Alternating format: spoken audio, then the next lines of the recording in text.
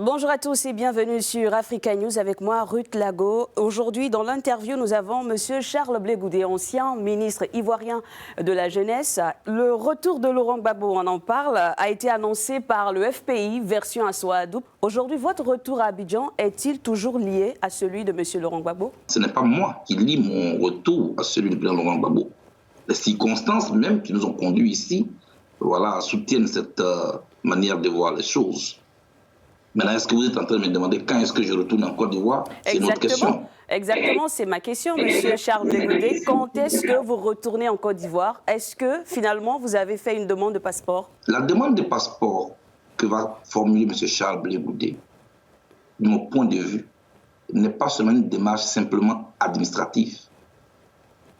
La question de mon passeport est une question hautement politique, tout comme mon retour en Côte d'Ivoire. De mon point de vue, je n'aurai un passeport que quand les autorités ivoiriennes l'accepteront. Tout comme je ne retournerai en Côte d'Ivoire que si les autorités ivoiriennes l'acceptent. C'est un fait. Je suis arrivé ici à La Haye consécutivement à une crise, à un conflit. Et je veux retourner en Côte d'Ivoire pour au moins que mon retour puisse participer à apaiser les esprits. C'est pourquoi je ne suis pas pressé.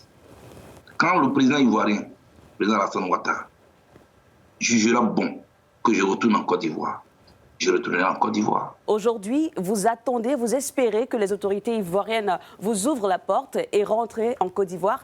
Et si on vous demandait de retourner en prison, vous avez été condamné par contumace à 20 ans de prison pour viol. Ma vie, je ne suis pas né pour faire éternellement la prison. C'est pour la même crise post-électorale que je suis arrivé ici. C'est pour elle que j'ai été acquitté. Si je suis arrivé ici sur la base d'un conflit, je ne veux pas retourner non plus pour aller créer un autre conflit. Je veux que mon arrivée puisse participer à décrisper la situation. Aller même vers ceux qui n'ont pas compris hier pour que je leur explique, pour que eux et moi, on puisse de nouveau comprendre que nous avons une paix à bâtir ensemble.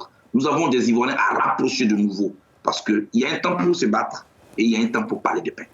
Et le pardon est une case que nous ne pouvons pas éviter si nous voulons que notre pays puisse retrouver la quiétude. Parce qu'on ne peut pas construire dans la polémique et dans la guerre. C'est dans l'entente, dans un environnement apaisé qu'on peut construire. Finalement, M. Charles Blé Goudé, à vous entendre parler, vos propos sont carrément différents de ceux tenus après votre acquittement. On ne peut pas tomber dans une piscine, en sortir avec les habits dépassés.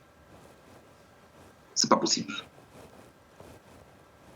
Les épreuves sont comme un enseignant. De 2000 à 2021, ça fait 21 ans de plus. J'ai aujourd'hui 49 ans. Je ne crois pas que vous puissiez faire aujourd'hui ce que vous avez fait il y a 21 ans. J'étais un soutien en 2000. Je suis aujourd'hui un acteur politique.